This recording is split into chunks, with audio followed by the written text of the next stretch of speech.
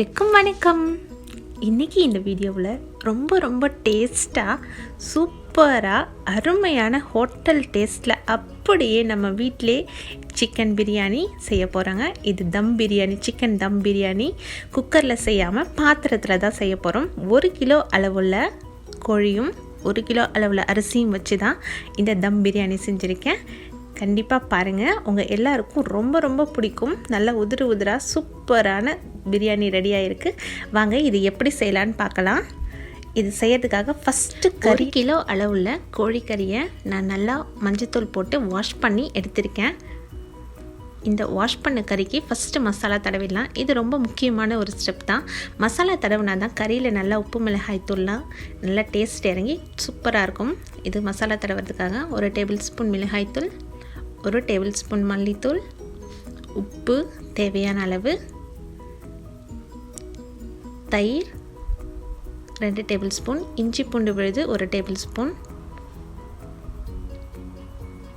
தயிர் புளிப்பு இல்லாமல் பார்த்துக்கங்க. ரொம்ப புளிப்பு அதிகமாக உள்ள தயிர் சேர்க்க வேண்டாம். அரை பழம் எலுமிச்சை சாறு. எலுமிச்சை சாறு ரொம்ப முக்கியம். அதில் இருக்க சிட்ரிக் ஆசிட் தான் நமக்கு கறியை நல்லா சாஃப்டன் பண்ணி நமக்கு காரம் உப்பு எல்லாம் கறிக்குள்ளார இறங்கிறதுக்கு ஹெல்ப் பண்ணும். இதை எல்லாத்தையும் நல்லா மிக்ஸ் பண்ணி ஒரு குறைஞ்சபட்சம் ஒரு 1 மணி நேரமாவது கறியில் நல்லா இந்த உப்பு காரம்லாம் இறங்கிறதுக்கு நம்ம டைம் கொடுக்கணும். ஃப்ரிட்ஜில் வச்சாலும் ஓகே, இல்லை நார்மலாக வெளியில் வச்சாலும் ஓகே. இப்போ தாளிக்கலாம். பாத்திரத்தில் 100 ml அளவுக்கு எண்ணெய் ஊற்றிருக்கேன். நார்மல் குக்கிங் ஆயில் தான். இப்போது நெய் 1 டேபிள் ஸ்பூன். நெய் ஃப்ளேவர் உங்களுக்கு நல்லா ரொம்ப இஷ்டம் பிடிக்கும் அப்படின்னா இன்னொரு டேபிள் ஸ்பூன் கூட எக்ஸ்ட்ரா சேர்த்துக்கலாம். இப்போ தாளிக்கிறதுக்காக பட்டை 2 பீஸ் எடுத்து போட்டிருக்கேன். பிரியாணி இலை, இது வழக்கமாக நம்ம பிரியாணிக்கு சேர்க்குற அதே இன்க்ரீடியன்ட்ஸ் தான். லவங்கம், ஏலக்காய், அன்னாச்சிப்பூ, பச்சை மிளகாய் ஒரு 7-8 உங்கள் காரத்துக்கு ஏற்ற மாதிரி சேர்த்துக்கோங்க. நல்லா கீறி விட்டு சேர்த்துக்கோங்க. கையளவு புதினா. இதெல்லாம் ஃபஸ்ட்டு பிகினிங்லேயே போடும்போது அந்த ஃப்ளேவர் எல்லாம் இந்த ஆயிலில் இறங்கும் நல்லாவே. கையளவு கொத்தமல்லி. சமைக்கிறதுக்கு முன்னாடி இது எல்லாத்தையும் வாஷ் பண்ணி ரெடி பண்ணிடுறது ரொம்ப பெஸ்ட்டு. இஞ்சி பூண்டு பேஸ்ட்டும் இதே ஸ்டேஜில் சேர்த்துருங்க. ஒரு 5 டேபிள் ஸ்பூன் அளவுக்கு இஞ்சி பூண்டு பேஸ்ட்டு தாராளமாகவே சேர்த்துக்கோங்க. ஏன்னா நமக்கு 1 கிலோ கறி சேர்க்குறோம். அதுக்கேற்ற அளவுக்கு நம்ம சேர்த்தா தான் நமக்கு பிரியாணி ரொம்ப சூப்பராக இருக்கும். எப்போவும் நம்ம செய்கிற மாதிரி அதே இன்க்ரீடியன்ட்ஸ் தான். ஆனால் எந்தெந்த டைமில் எந்தெந்த இன்க்ரீடியன்ட் ஆட் பண்ணுமோ அப்போ ஆட் பண்ணும்போது தான் நல்ல டேஸ்ட்டும் ஃப்ளேவரும் கிடைக்கும். நீங்கள் ஃபஸ்ட்டு இப்படி செஞ்சு பாருங்கள், உங்களுக்கு ரொம்ப இந்த டேஸ்ட்டை பிடிக்கும். வெங்காயம் ஒரு 400 கிராம் அளவுக்கு பார்த்துக்கோங்க. நான் 1 கிலோ அளவுக்கு செய்கிறதால 1/2 கிலோக்கும் கம்மியாக தான் வெங்காயம் சேர்த்துருக்கேன். ரொம்ப வெங்காயம் சேர்த்தனா வெங்காயத்தோட ஸ்வீட்னஸ் நமக்கு பிரியாணியில் இறங்கிடும். அதனால் கம்மி பண்ணி பார்த்துக்கோங்க. உப்பு தேவையான அளவு. தக்காளி ஒரு 100 கிராம் அளவில் தக்காளி தான் இது. ரொம்ப தக்காளி நான் சேர்க்கலை. தக்காளி அதிகமாக சேர்த்தோன்னா தக்காளி சாதம் மாதிரி ஆகிடும். அதனால் தக்காளி கம்மியாக தான் சேர்த்துருக்கேன். என்னடா எல்லாத்தையும் கம்மியாக சேர்க்குறாங்களே, டேஸ்ட் இருக்குமா அப்படின்னு சந்தேகப்படாதீங்க. 100% நல்லா இருக்கும். ட்ரை பண்ணி பாருங்கள். இது ஊற வச்ச அந்த மசாலா தடவி ஊற வச்ச மேரினேட் பண்ண கறி தான். இப்போது அதையும் இது கூட சேர்த்து நல்லா மிக்ஸ் பண்ணிக்கலாம். கறியிலே ஆல்ரெடி நம்ம மிளகாய்த்தூள் உப்பு எல்லாம் சேர்த்துருக்கோம். இதையும் இது கூடவே சேர்த்து நல்லா இந்த ஆயிலையே நல்லா வதக்கிக்கலாம். லைட்டாக கீழே கொஞ்சம் கருப்பாக அடிப்பிடிச்சாப்பில் தெரியும். ஏன்னா ஃபஸ்ட்டே நம்ம இஞ்சி பூண்டு போட்டிருக்கிறதால அது வரி பண்ண வேண்டியது அவசியம் இல்லை. இப்போது இன்னும் மேற்கொண்டு நான் ரைஸுக்கு தேவையான அளவுக்கு மிளகாய்த்தூள், மல்லித்தூள், கரம் மசாலா இது எல்லாத்தையும் ஒரு ஸ்பூன் அளவு சேர்த்துருக்கேன்.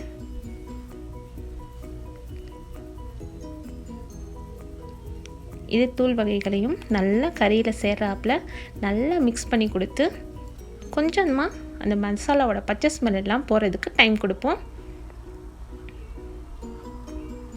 நம்ம தயிர் சேர்க்குறதால கீழே இஞ்சி பூண்டு விழுதெல்லாம் ஏதாவது பிடிச்சிருந்தாலும் அதையெல்லாம் நார்மல் ஆகிடும். அப்படியே கொஞ்ச நேரம் இந்த மசாலாவோட பச்சை ஸ்மெல் எல்லாம் போகட்டும். இப்போ திருப்பி 2 டேபிள் ஸ்பூன் தயிர் சேர்க்குறேன். நான் மேரினேட் பண்ணுறதுக்காக 2 டேபிள் ஸ்பூனும் இப்போ 2 டேபிள் ஸ்பூனும் சேர்த்துருக்கேன். கூடவே இன்னும் கொஞ்சம் கொத்தமல்லி, புதினா.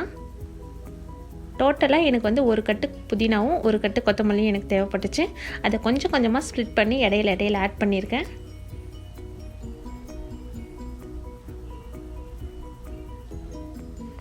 எல்லாம் நல்லா ஒன்று போல் மிக்ஸ் ஆகி வரட்டும்.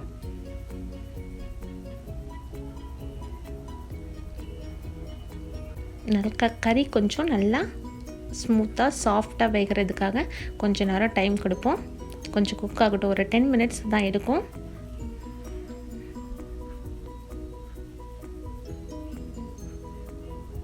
கறி கொஞ்சம் வெந்துடுச்சான்னு செக் பண்ணிக்கோங்க.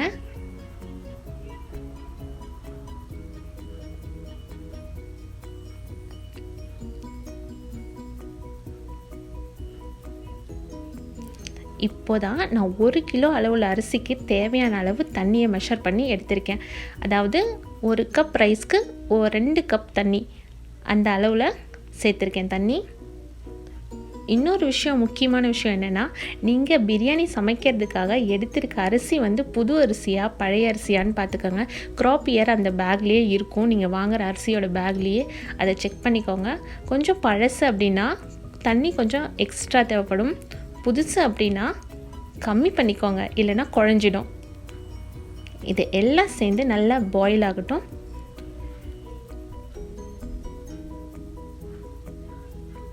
இப்போ இங்கே நான் 1 கிலோ அரிசியை நல்லா 20 நிமிஷம் ஊற வச்சு கழுவி எடுத்திருக்கேன். ஊற வச்ச அரிசியும் இந்த நல்லா பாயிலான தண்ணியில் நல்லா கொதிச்சதுக்கப்புறம் சேருங்க. இந்த தண்ணி கொதிக்கும் போதே இன்னொரு விஷயம் நோட் பண்ண வேண்டியது, நல்லா அந்த உப்பு காரம் எல்லாம் நம்ம உப்புமா செய்யும்போது எப்படி கொஞ்சம் தூக்கலாக இருக்கணுமோ அதே போல் தூக்கலாக இருக்கணும். அப்போ தான் நம்ம ரைஸ் சேர்க்கும் போது எல்லா டேஸ்ட்டும் ஈக்குவலைஸ் ஆகி கரெக்டாக இருக்கும். இன்கேஸ் உங்களுக்கு உப்பு காரம் எதுவும் பத்தலை அப்படின்னா இந்த ஸ்டேஜ்லேயே ஆட் பண்ணிக்கலாம். உப்பு காரம் மசாலா எதுவாக இருந்தாலும் சரி நீங்கள் செக் பண்ணி பார்த்துட்டு போதுமான அளவு சேர்த்து கொத்தமல்லி தூவி அப்படியே மூடி போட்டு க்ளோஸ் பண்ணி ஒரு 20 நிமிஷம் டிஸ்டர்ப் பண்ணாமல் ரிலாக்ஸாக ரெஸ்ட் எடுங்க. அவ்வளோதான்.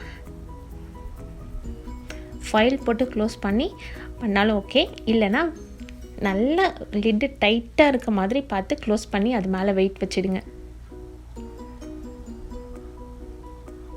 அதனோட ஆவி வெளியில் போகாத அளவுக்கு நல்லா டைட்டாக போட்டு ஒரு 20 மினிட்ஸ் டிஸ்டர்ப் பண்ணாதுங்க. சிம் ஃப்ளேமில் ஸ்லோ ஃப்ளேமில் வச்சுடுங்க. அப்போ தான் அது கரெக்டாக வந்து வரும்.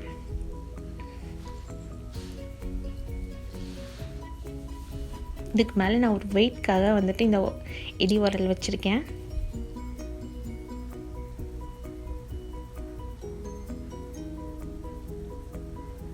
ஸ்லோ ஃப்ளேமில் வச்சாச்சு. இதே ஃப்ளேம்லே மெயின்டைன் பண்ணிக்கணும்.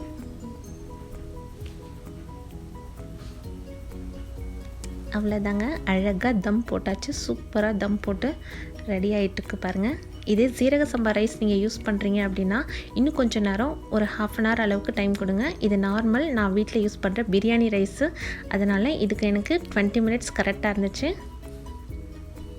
ஓப்பன் பண்ணாச்சு.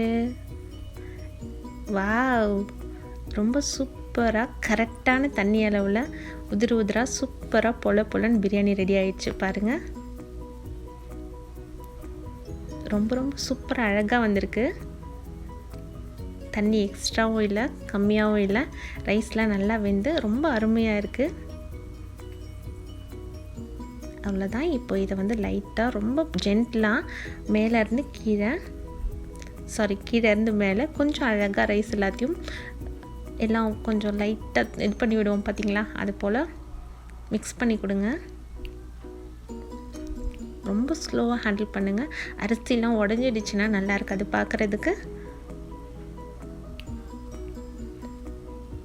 அவ்வளோதான், ரொம்ப அழகாக சூப்பராக ரெடி ஆகிடுச்சு. அப்படியே நீங்கள் சர்வ் பண்ண வேண்டியதான். உங்களுக்கு பிடிச்சாப்புல தயிர் பச்சடியோ கத்திரிக்காய் கிரேவியோ எதுவாக இருந்தாலும் அது கூட வச்சு அழகாக அப்படியே வீட்டில் சர்வ் பண்ணுங்கள். எல்லோரும் ஃபேமிலியோடு சேர்ந்து என்ஜாய் பண்ணுங்கள். இந்த வீடியோ உங்களுக்கு பிடிச்சிருந்துச்சுன்னா ஒரு லைக் கொடுங்க. நம்ம சேனலை மறக்காமல் சப்ஸ்கிரைப் பண்ணிக்கோங்க. தேங்க்யூ.